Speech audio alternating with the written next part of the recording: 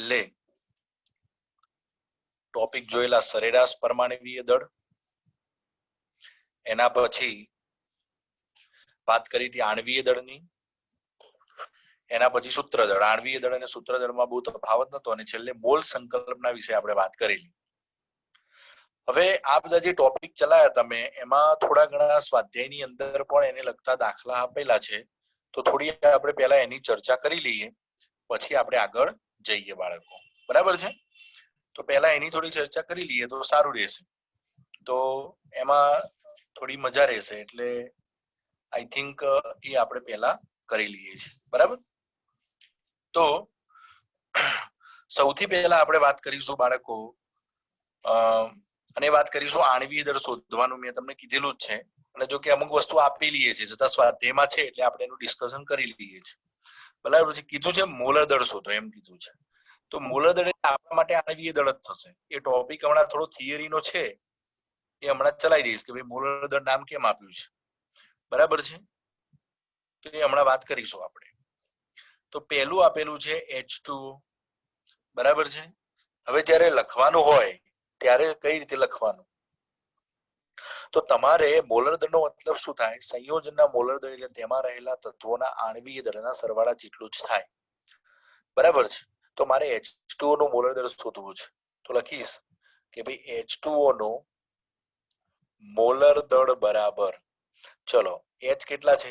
2 છે, તો 2 ગુણ્યા H નું પરમાણવીય દળ નહીં, એની જગ્યાએ આપણે શું લખીશું બાળકો? આણવીય દળ લખીશું. મોલર દળ શોધવાનું કે ત્યારે પરમાણવીય દળ શબ્દનો ઉપયોગ નહીં કરવાનો. ત્યારે તમારે ઉપયોગ કરવાનો છે કયા શબ્દનો? આણવીય દળ શબ્દનો. ચલો પ્લસ ઓક્સિજન કેટલો છે? 1, તો 1 ગુણ્યા ઓક્સિજન નું આણવીય દળ. ચલો હાઇડ્રોજન નું આપણે બધા જાણીએ છીએ. બરાબર છે? 2 ગુણ્યા 1.00 આટલો તો એ ચાલશે. 0 એક્ઝેક્ટ લેવું હોય તો 0079 આવે છે, તો એ ચાલે. પ્લસ આ એક થઈ ગયું, પ્લસ 1 ઇન્ટુ કેટલા છે? 16 છે. તો આ બંનેનો 16 એકા 16 ન્યાય પણ ગુણ્યા 2 કરવું પડશે, એટલે આપણો જે જવાબ આવશે છેલ્લે આવશે એક્ઝેક્ટલી 18.0158 યુ યુનિફાઈડ માસ. તો આવી રીતે H2O નું મોલર દળ શોધવાનું થાય. એના પછી તમને બીજું એની અંદર આપેલું છે બાળકો, કાર્બન ડાયોક્સાઇડ નું મોલર દળ. તો હવે કાર્બન ડાયોક્સાઇડ નું મોલર દળ મારે જોવું છે, તો આપણે શું લખીશું કાર્બન ડાયોક્સાઇડ ના મોલર દળની અંદર? બરાબર, ટેકો જરા મૂકી દઉં છું. કાર્બન ડાયોક્સાઇડ ના મોલર દળની અંદર ચલો કાર્બન કેટલા? 1, તો 1 ગુણ્યા કાર્બન નું આણવીય દળ આવશે બાળકો, પ્લસ 2 ગુણ્યા ઓક્સિજન નું આણવીય દળ, ટૂંકમાં લખ્યું છે. ચલો 1 ગુણ્યા કાર્બન માટે લખીશું 12.01 લખીશું આપણે. ચલો પ્લસ 2 ગુણ્યા કેટલા આવશે? 16 આવશે. બરાબર, તો 16 દુ કેટલા થાય? 32 અને 12.01 એમના એમ જ આવશે, તો સરવાળો કરો એટલે 44.01 યુનિફાઈડ માસ આવશે બાળકો. એમાં હજી ત્રીજો નંબરનું તમને આપેલું છે, તો છેલ્લે આપણે ત્રીજા નંબરનું પણ જોઈ લઈશું. તો ત્રીજા નંબરનું જે આપેલું છે એ છે CH4 નો મોલર દળ. તો CH4 નું મોલર દળ બરાબર શું આવશે? 1 ગુણ્યા કાર્બન નું આણવીય દળ પ્લસ 4 ગુણ્યા હાઇડ્રોજન નું આણવીય દળ. બરાબર છે? ચલો કાર્બન નું આપણે હમણાં જ લખ્યું 12.01 અને હાઇડ્રોજન નું લખીએ 4 ગુણ્યા 1.0079. આનો ગુણાકાર ને પછી સરવાળો કરીએ એટલે જવાબ આવશે 16.0416 યુ. બરાબર છે? તો આવી રીતે આપણો જવાબ મળી જાય મોલર દળનો. બરાબર? હા સર. ચલો તો હવે આપણે આગળ જઈએ. ઓકે, હવે આપણે આણવીય દળ જે ટોપિક જોયેલો બાળકો, એ આણવીય દળના ટોપિક સિવાય એક બીજો ટોપિક પણ આપણે જોયેલો, સરેરાશ પરમાણવીય દળ. કયો ટોપિક જોયેલો? સરેરાશ પરમાણવીય દળ. તો એને લગતા પણ 2 દાખલા આપણને સ્વાધ્યાયની અંદર આપેલા છે. તો આપણે એની પણ હવે ચર્ચા કરી લઈએ કે સ્વાધ્યાયની અંદર એ બે જે આપેલા છે એ કયા કયા આપેલા છે. તો સ્વાધ્યાયની અંદર દાખલા નંબર 9 આપેલો છે.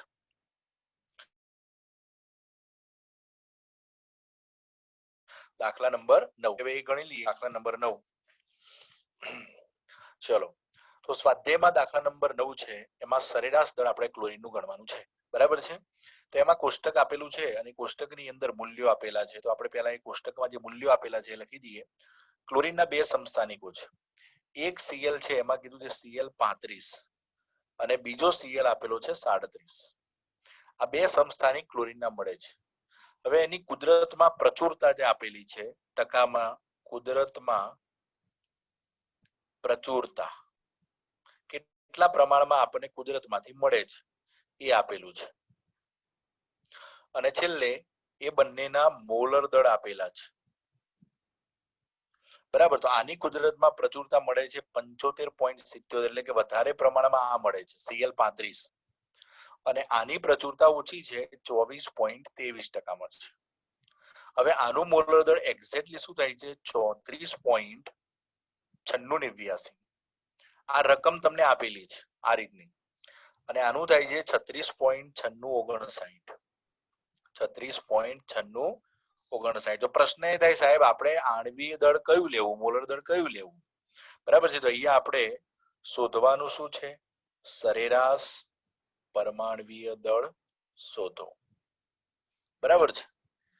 તો હવે સરેરાશ પરમાણ્વીય દળ શોધવા માટે શું કરવાનું તો હું લખીશ કે સરેરાશ પરમાણ્વીય દળ. હવે આપણે જ્યારે એમાં ગણ્યું હતું ત્યારે કોઈ ઉલ્લેખ આપણે કર્યો નતો કે ભાઈ આને શેના વડે દર્શાવવાનું ને શું છે. તો તમને કીધું સરેરાશ પરમાણ્વીય દળને દર્શાવવામાં આવે છે એ અને ઉપર આવી રીતે લાઈન કરવાની E બાર વડે. તો હું લખીશ પહેલા તો E બાર સૂત્ર લખું છું ધ્યાન આપજો. E બાર કાલે એમ તો શીખવાડ્યું પણ પર્ટિક્યુલર સૂત્ર આવી રીતે લખવાનું આવે છે. હવે કુદરતમાં પ્રચુરતા જે કીધેલી છે બરાબર છે. હવે મારે કુદરતમાં પ્રચુરતા કઈ રીતે લખવાની તો આ ટકામાં આપેલી છે તો એને ભાગ્યા 100 કરી દેવાના તમારે અને આ જે મળે તમને એ તમારો F થશે. કોણ થશે? F. તો આને આપણે શું કહીશું ખબર છે? F કહીશું. શું કહીશું? F. અને આ મોલર દળ જે છે એના માટે અહીંયા તમારે વપરાશે A1 એટલે A વપરાશે. તો મોલર દર્શાવવા E અને આને દર્શાવવા માટે F. હવે પ્રચુરતા મારે ભાગ્યા 100 માં દર્શાવવાની હોય ટકામાં ના દર્શાવવાનું તો શું આવે ભાગ્યા 100 કરો એટલે શું આવે 0.7577 આવશે અને આનું શું આવશે 0.2423. આ ધ્યાન રાખજો ખાલી. હવે તો તમારે આવી રીતે દર્શાવવાની બરાબર છે. ટકામાં આપેલી હોય તો આવી રીતે કરી નાખવાની. હવે આગળ આપણે જોઈશું સૂત્ર શું આવે તો જો આ પહેલો આ મળે છે તો એના માટે લખીશું F1 અને એનું મોલર દળ છે એને દર્શાવવા માટે શું વાપરીશું આપણે A1. બરાબર છે. આ બંનેનો ગુણાકાર આવશે પ્લસ એવી જ રીતે આ બીજાનું પ્રમાણ F2 અને એનું મોલર દળ લેવાનું A2. બરાબર છે. આવી રીતે સૂત્ર બનાવવાનું છે. બે દાખલા જોઈશું એટલે તમને ખબર પડી જશે. હવે કિંમતો મૂકવાની. ચલો F1 એટલે 0.7577 ગુણ્યા A1 એટલે 34.9689 પ્લસ F2 માં લખીશું 0.2423 પ્લસ 36.9659. તો આ બંનેનો હવે ગુણાકાર ને સરવાળો કરીએ. આ બંનેનો કરીએ તો 26.4959 આવે છે. 4959 અને આનો લગભગ આવે 8.9568. હવે તમે બંનેનો સરવાળો કરો તો 35.4527 આવે છે. એટલે આપણે આનો લંબસમ કેટલો લઈએ છીએ 35.5 આપણે લઈએ છીએ ક્લોરીનનો. તો એ કેમ લઈએ છીએ કારણ કે આનું સરેરાશ દળ જે છે આટલું આવે છે 35.4527. બરાબર. તો આ એક દાખલો આ હતો. હવે બીજો દાખલો જે સ્વાધ્યાયની અંદર 32મા નંબરનો દાખલો આપેલો છે એ પણ છે. એમાં પણ આપણે સરેરાશ પરમાણ્વીય દળ શોધવાનું છે સરેરાશ પરમાણ્વીય દળ. હવે એમાં કોનું આપેલું છે તો એમાં પણ સરસ મજાનું કોષ્ટક આપેલું છે આપણને અને કોષ્ટક આપણે દોરીશું પહેલા. બરાબર. તો પહેલું આપેલું છે પહેલા ખાનામાં કીધેલું છે સમસ્થાનિક. શું કીધેલું છે? સમસ્થાનિક લખવાનું છે પહેલા. તો સમસ્થાનિકો 3 આપે છે આર્ગનના. તો આર્ગનના 3 સમસ્થાનિકોમાં એક આપેલો છે આર્ગન 36, બીજો આપેલો છે આર્ગન 38 અને ત્રીજો મળે છે આર્ગન 40. આ ઉપર જે લખેલું છે ને એ દળ લખેલા છે, યાદ રાખજો. બરાબર. હવે અહીંયા 0. મોલર દળ સોરી આપેલું છે, બધાના મોલર દળ આપેલા છે આમાં. અહીંયા ચલો મોલર દળ છે આનું 35.96,755 આપેલું છે. આનું આપ્યું છે 37. થોડા લાંબા છે 96,272 અને ત્રીજાનું આપેલું છે 39.9624. આ આપેલા છે. હવે પ્રચુરતા એ આપેલી છે.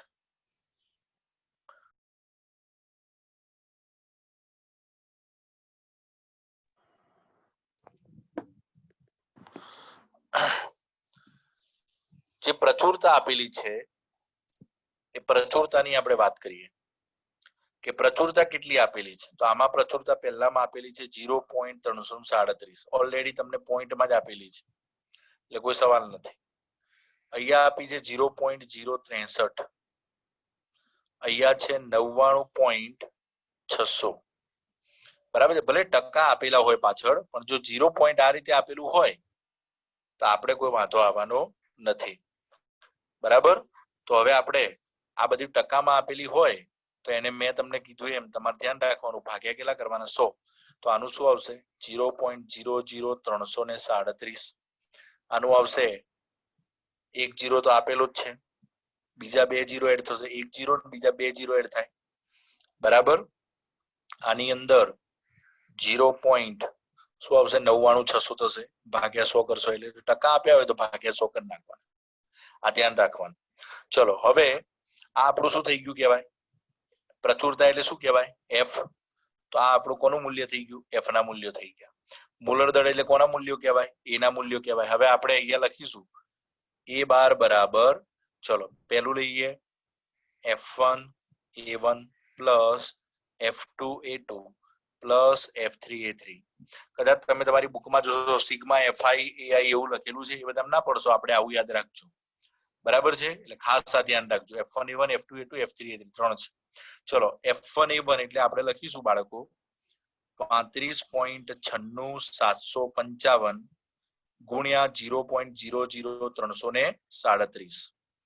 ચલો F2 A2 લખવું છે તો 37.96,272 અને ગુણ્યા 0.00063 અને છેલ્લે 39.9624 ગુણ્યા 0.99,600. તો આવી રીતે થશે. પહેલા તો તમને એ ખ્યાલ આવવો જોઈએ.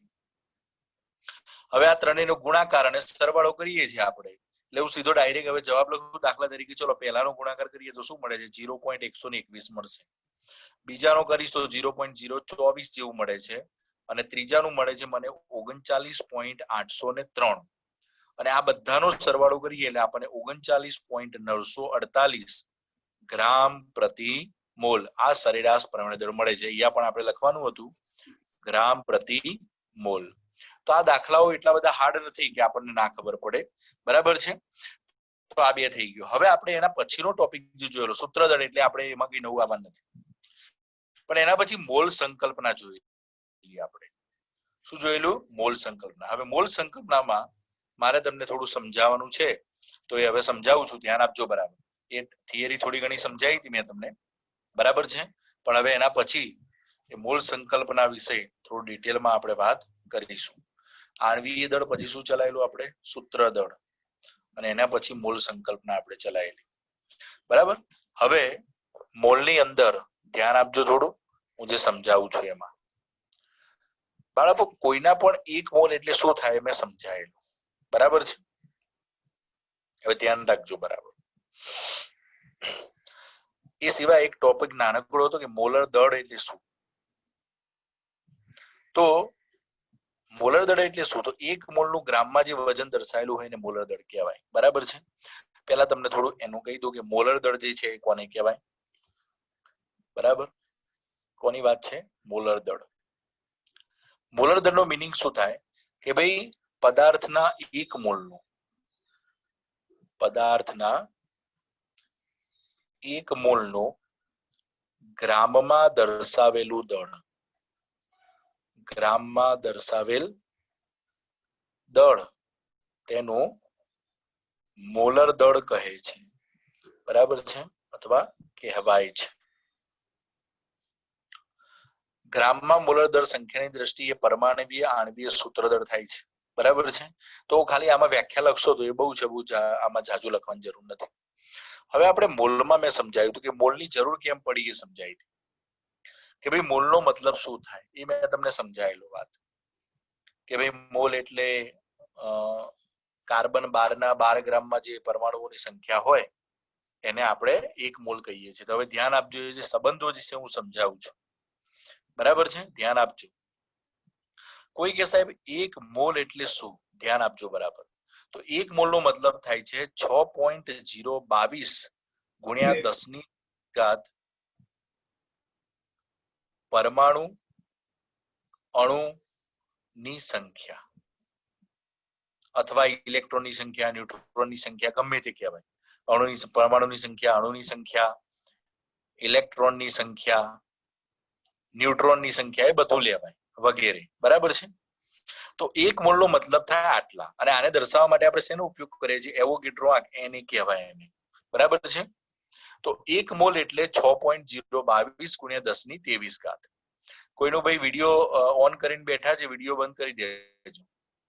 વિડીયો ઓન કરીને બેઠા હોય વિડીયો બંધ રાખજો, બરાબર છે. ચલો, તો હવે વિડીયો ચાલુ હોય વિડીયો બંધ કરી દેજો પ્લીઝ. તો 1 મોલ નો મતલબ શું થાય છે 6.022 ગુણ્યા 10 ની 23 ઘાત પરમાણુ કે અણુની સંખ્યા, ઇલેક્ટ્રોનની સંખ્યા, ન્યુટ્રોનની સંખ્યા, ગમે તે 1 મોલ એટલે આટલું થાય. હવે 1 મોલ નો બીજો મતલબ શું છે, બહુ ધ્યાન રાખજો, કારણ કે આનો ઉપયોગ બહુ થશે. તો 1 મોલ એટલે આ તો સંખ્યા થઈ ગઈ. હવે 1 મોલ એટલે કોઈ એમ પૂછે કે વજન કેટલું થાય સાહેબ, તો હંમેશા યાદ રાખજો 1 મોલ એટલે વજન કેટલું થાય ખબર છે. તો એક વસ્તુ આ યાદ રાખવાની છે. બીજી વસ્તુ શું યાદ રાખવાની છે, 1 મોલ નો મતલબ થાય પરમાણવીય દળ અથવા આણવીય દળ જેટલું વજન. પરમાણવીય દળ અથવા આણવીય દળ જેટલું વજન, બરાબર છે. વજન એટલે આપણે દળ જ કહીશું. તો કોઈ એમ પૂછે કે ભાઈ 1 મોલ ઓક્સિજન, તો એનું દળ કેટલું, તો 16 ગ્રામ. કોઈ પૂછે કે 1 મોલ કાર્બન નું વજન કેટલું, તો 12 ગ્રામ. કોઈ પૂછે 1 મોલ હાઇડ્રોજન નું વજન કેટલું, તો 1. એટલે 1 મોલ એટલે કોઈ વજન પૂછે તો કેટલું થાય, જે તત્વ આપેલું હોય એના આણવીય અથવા 1 મોલ H2O પૂછે તો H2O નું આણવીય દળ કેટલું છે, 18 છે. તો 1 મોલ H2O તો એનું વજન કેટલું હોય, 18 ગ્રામ. તો આ થાય છે, બરાબર છે. હવે એનાથી બરાબર બીજી વસ્તુ લઈએ, આ તો વજનની વાત થઈ. હવે કોઈ કદ વિશે પૂછે, બરાબર છે. તો કદ વિશે અહીંયા તમને બહુ ડિટેલમાં આપેલું નથી, પણ આટલું યાદ રાખવાનું છે કે ભાઈ 1 મોલ એટલે એના પરમાણુ દળ અથવા આણવિક દળ જેટલું, જેને આપણે મોલર દળ કહીએ છીએ. જેના માટે નામ શું આપીએ છીએ આપણે, એનું મોલર દળ. તો આ વસ્તુ તમારે ખાસ ધ્યાન રાખવાની છે કે ભાઈ આનો મતલબ શું થાય, બરાબર છે. તો એના વગર આ આપણને ખબર પડે નહીં. તો હંમેશા યાદ રાખો કે ભાઈ 1 મોલ નો મતલબ શું થાય 6.022 ગુણ્યા 10 ની 23 ઘાત. હવે એનાથી થોડું ઉલટું પૂછું છું. તમને એવું પૂછવામાં આવે કે તમારી જોડે કોઈના 6.022 ગુણ્યા 10 ની 23 ઘાત પરમાણુઓ ઓલરેડી છે. આ છે ઓલરેડી. હવે આ પરમાણુઓ છે તો એ 6.022 ગુણ્યા 10 ની 23 ઘાત એનું વજન કેટલું થાય, તો આપણને ખબર છે કે 6.022 ગુણ્યા 10 ની 23 ઘાત એટલે કેટલા મોલ કહેવાય, 1 મોલ. અને 1 મોલ નું વજન કેટલું હોય, એના મોલર દર જેટલું. તો યાદ રાખજો, કોઈ એમ પૂછે કે ભાઈ 6.022 ગુણ્યા 10 ની 23 ઘાત નું વજન કેટલું આવે, તો એના મોલર દર જેટલું. હવે એનાથી ઉલટું કોઈ પૂછે કે ભાઈ મારી જોડે 12 ગ્રામ કાર્બન છે. કેટલા કાર્બન છે, 12 ગ્રામ કાર્બન છે. તમને એવું પૂછવામાં આવે કે ભાઈ 12 ગ્રામ કાર્બન છે, તો 12 ગ્રામ કાર્બનમાં કેટલા પરમાણુઓ હોય, તો 12 ગ્રામ કાર્બન એટલે કેટલા મોલ થાય, 1 મોલ થાય. તો 1 મોલમાં પરમાણુ સંખ્યા, તો પછી આમ પણ આવે. એટલે આ બે પણ સમાન થાય.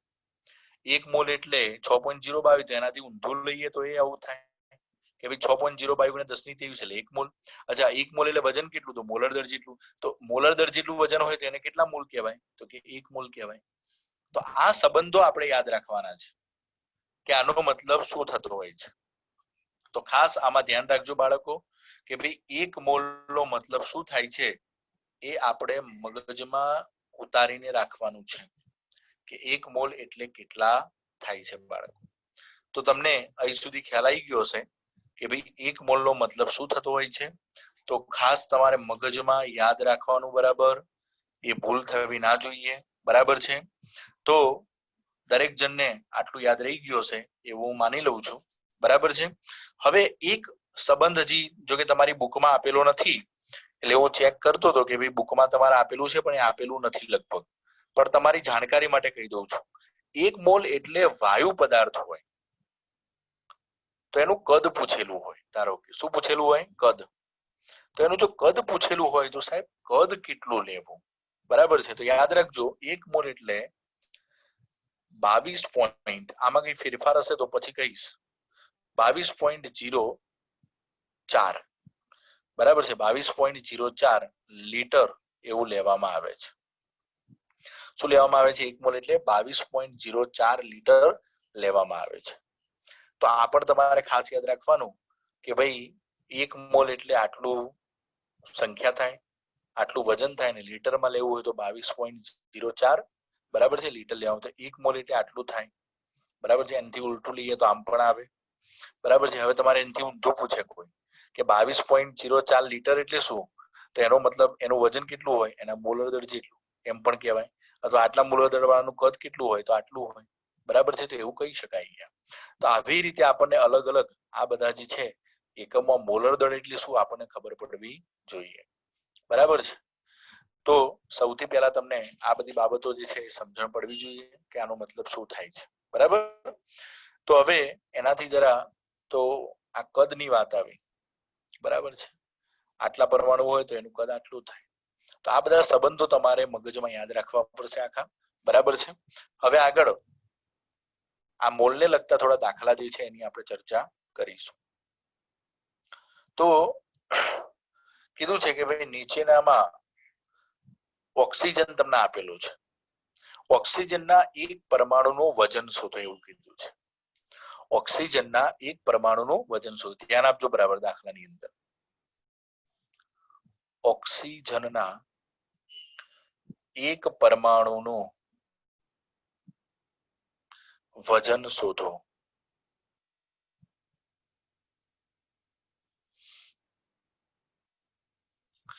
ઓક્સિજનના એક પરમાણુનું વજન કેટલું થાય એની ચર્ચા કરવાની છે. હવે આપણે અત્યારે હાલ વાત કરી આ વજન અને સંખ્યાની વાત કરી. ઓક્સિજનનું મોલર દળ જે હોય એના બરાબર આટલા પરમાણુઓ થાય. તો આપણને ખબર છે કે ઓક્સિજનનો પરમાણવીય દળ કેટલું છે એ તમને ખબર છે, બરાબર. એક પરમાણુની વાત કરી છે.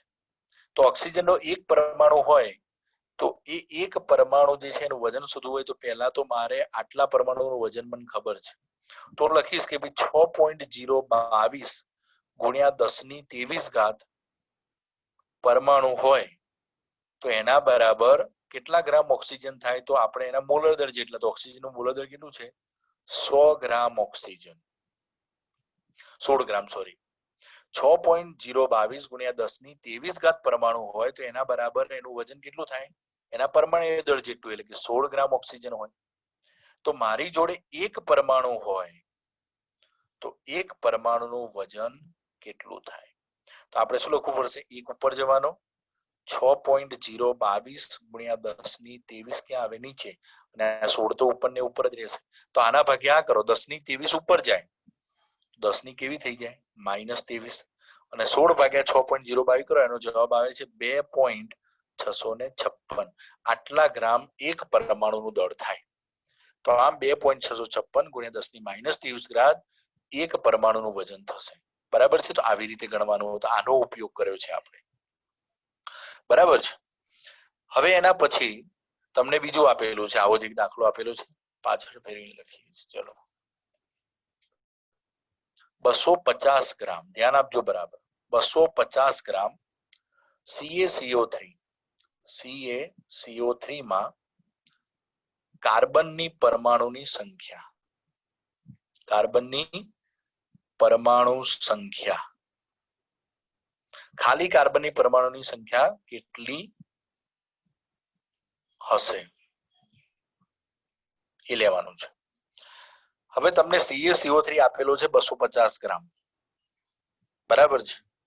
તો એની અંદર કદાચ આ પ્રશ્નમાં થોડી ભૂલ કરેલી હોય એવું લાગે છે, બરાબર છે. આ પ્રશ્નમાં વજનમાં ક્યાંક ભૂલ કરેલી છે એવું લાગે છે, બરાબર.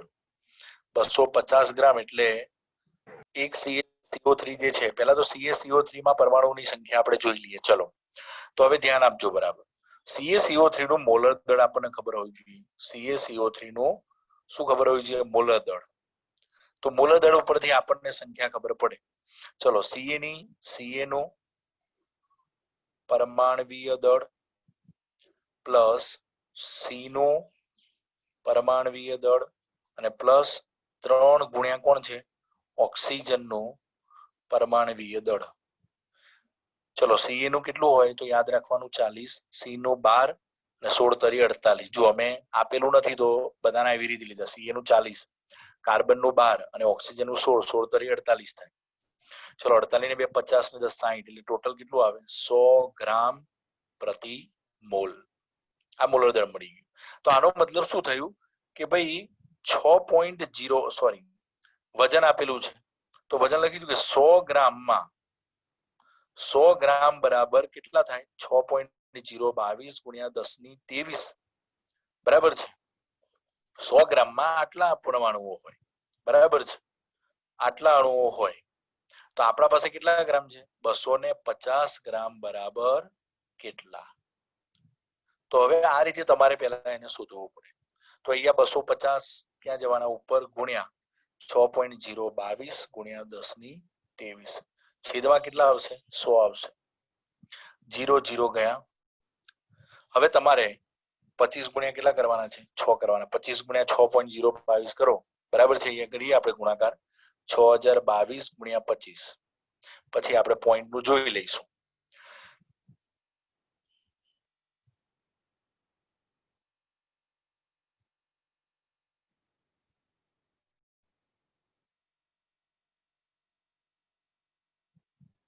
જો કેટલું આવ્યું? આટલા આવ્યા. હવે કેટલા પોઈન્ટ કાપવાના છે? 3 પોઈન્ટ. હવે નીચે 10 છે તો બીજો એક પોઈન્ટ કાપવું તો મારો જવાબ શું હશે? 15.055. શું આવશે? 15.055 અને 10⁻23 એમને એમ છે. હવે ધ્યાન આપજો બાળકો. આ મેં જે ગણ્યું છે કોના માટે ગણ્યું છે પેલા એ સમજજો તમે. આ મેં CaCO3 માટે ગણ્યું છે. CaCO3 માં એટલે મેં અણુઓ લખ્યા છે, પણ મારે તો કોની સંખ્યા જોઈએ છે? કાર્બનની પરમાણુ સંખ્યા જોઈએ છે. તો યાદ રાખજો, CaCO3 ના અણુઓની સંખ્યા આટલી હોય તો હવે વિચારો કે CaCO3 ના અણુઓ કેટલા છે? આટલા 15.055. તો એની અંદર કાર્બન દરેક એક અણુમાં કાર્બન કેટલો છે? એક જ છે. એટલે જેટલા ધારો કે 100 CaCO3 હોય, ધ્યાન આપજો બરાબર, હું સમજાવું છું. 100 CaCO3 હોય તો એની અંદર કાર્બન પણ કેટલા હશે? 100 જ હશે. તો અહીંયા જેટલા CaCO3 ની સંખ્યા આવશે એની એ જ સંખ્યા કોના માટે આવશે? કાર્બન માટે સંખ્યા થશે. તો અહીંયા હું લખીશ કે આ CaCO3 ના અણુઓની સંખ્યા આવી. કોની આવી છે? CaCO3 ના કોની સંખ્યા? અણુઓની સંખ્યા. તો કાર્બનના પરમાણુની સંખ્યા પણ કઈ આવશે? એની એ જ આવશે. તો કાર્બનના પરમાણુની સંખ્યા બરાબર 15.055 ગુણ્યા 10⁻23 આવે. પણ તમને વધારાનું થોડું શીખવાડું છું. ધારો કે એમ કે ઓક્સિજનના પરમાણુની સંખ્યા, ચલો ધ્યાન આપજો બરાબર.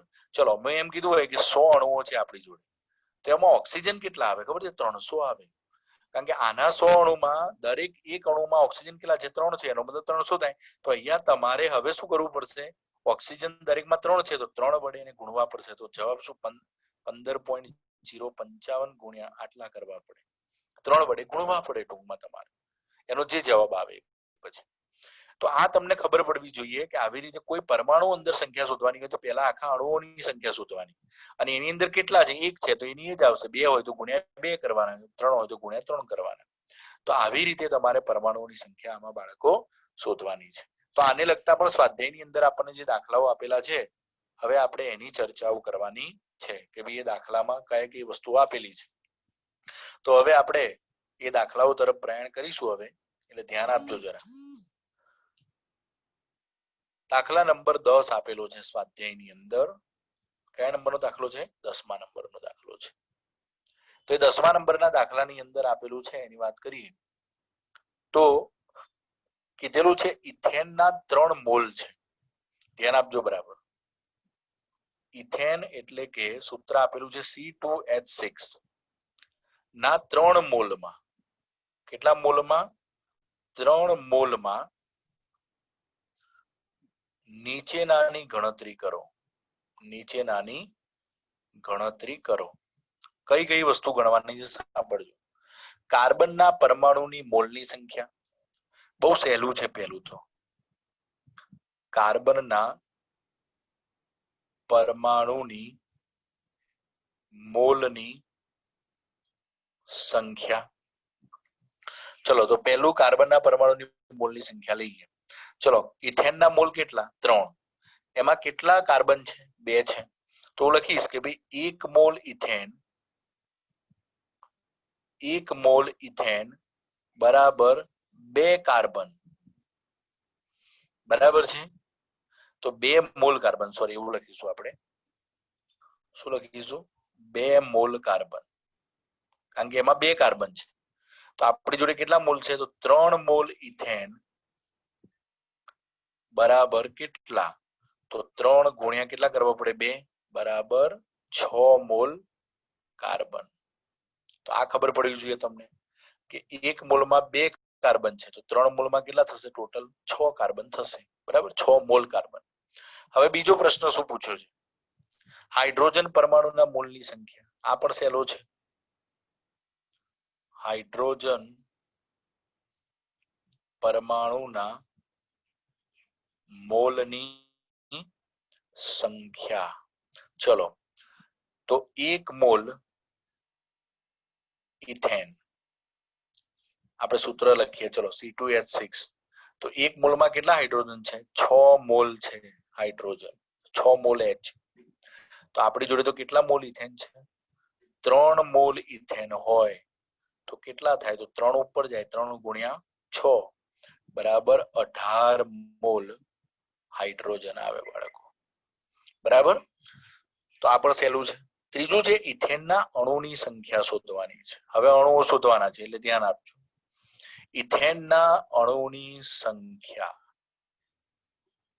ચલો ઇથેનના અણુની સંખ્યા જોઈએ તો 1 મોલ ઇથેન. ધ્યાન આપજો બરાબર. 1 મોલ ઇથેનમાં 1 મોલ હોય તો સંખ્યા તમને મેં શીખવાડી 6.022 ગુણ્યા 10⁻23 અણુઓ. આટલા અણુઓ હોય તો આપણી જોડે કેટલા મોલ ઇથેન છે? 3 મોલ ઇથેન બરાબર કેટલા? તો 3 ઉપર જાય તો 3 ગુણ્યા શું કરવું પડે? 6.022 ગુણ્યા 10⁻23. એકનું કોઈ મહત્વ નથી, આનો ગુણાકાર થાય એટલે જવાબ આવે છે 18.066 ગુણ્યા 10⁻23. આને આપણે પ્રમાણિત સ્વરૂપમાં ફેરવું હોય સાર્થક અંકમાં તો શું આવે? 1.8066 અને 10 ની કેટલા ઘાત થઈ જાય? 24 ઘાત અણુઓ. બરાબર છે. તો આવી રીતે આનો જવાબ લાવવાનો હોય.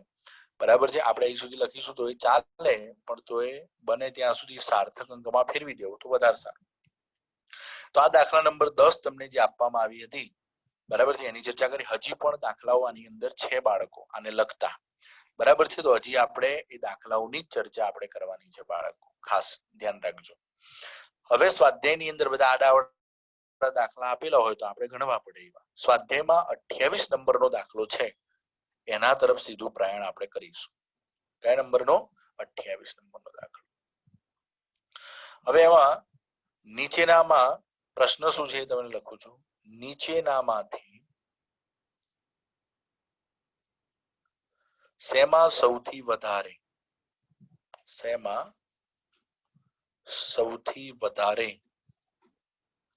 સંખ્યામાં પરમાણુઓ હશે? સૌથી વધારે પરમાણુ શેમાં છે આપણે ગણવાનું છે. તો 4 આપ્યા છે તો એ 4 માં આપણે પહેલા પરમાણુઓની સંખ્યા શોધવી પડશે એટલે ધ્યાન આપજો બરાબર. ચલો હું એક એક નું ગણું છું. તો પહેલું આપેલું છે 1 ગ્રામ AU સોલિડ. AU એટલે શું? ઓરમ. ઓરમ એટલે શું ખબર છે? સોનું, ગોલ્ડ. AU જે છે એ સોનાની સંજ્ઞા છે, ગોલ્ડની. તો હવે પહેલા આપણને આ ખબર પડવી જોઈએ કે ભાઈ 1 ગ્રામ એવું છે એની અંદર મારે સંખ્યા શોધવી છે. તો આપણને બધાને ખબર છે બાળકો કે પરમાણુની સંખ્યા શોધવી હોય તો 1 મોલના આધારે શોધાય. 1 મોલ એટલે શું? તો પરમાણવીય દળ જેટલું વજન. તો સાહેબ આનું પરમાણુ દળ કેટલું છે? તો 197 છે. કેટલું છે? 197. તો 197 ગ્રામમાં 6.022 ગુણ્યા 10 ની 23 બરાબર છે. તો 1 ગ્રામમાં કેટલા? એટલે આપણને સંખ્યા મળી જાય. તો આપણે શું લખીશું? તો આનું પરમાણુ દળ જે છે તો હું લખીશ અહીંયા એવું હોય તો લખી દઉં છું કે ભાઈ AU નું પરમાણવીય દળ બરાબર, આ દાખલામાં આપેલું નથી, આપણે યાદ રાખવાનું છે 197 U બરાબર છે. એટલે ખાસ ધ્યાન રાખજો. હું અહીંયા બાજુમાં લખ્યું છે તો હું લખીશ કે ભાઈ 197 ગ્રામ શું છે મારી જોડે AU. જો જે આપેલું હોય ને, આ ગ્રામ આપેલું છે તો આ બાજુ લખવાનું, જે શોધવાનું હોય પેલી બાજુ. 197 ગ્રામ AU બરાબર થાય છે 6.022 ગુણ્યા 10 ની 23 પરમાણુ. તો 1 ગ્રામ બરાબર કેટલા? બરાબર. તો આપણો આવશે 1/197 ગુણ્યા 6.022 ગુણ્યા 23. તમારી બુકની અંદર બધું ડાયરેક્ટ આવી રીતે આપી દીધું છે એટલે અમુકને ખબર ના પડે તો આ ધ્યાન રાખજો. 3.06 ગુણ્યા 10 ની 21 બરાબર છે પરમાણુ થશે EU ના. બરાબર. આ પહેલું મળ્યું. હવે આપણે બીજું જોઈશું. તો બીજું શું આપેલું છે? તો બીજું આપેલું છે 1 ગ્રામ સોડિયમ. શું આપેલું છે? 1 ગ્રામ સોડિયમ. સોડિયમનું પરમાણુ દળ કેટલું છે? સોડિયમનું પરમાણુ દળ આપણે આગળ ગણેલું છે 23 છે. એનો મતલબ શું થયો કે ભાઈ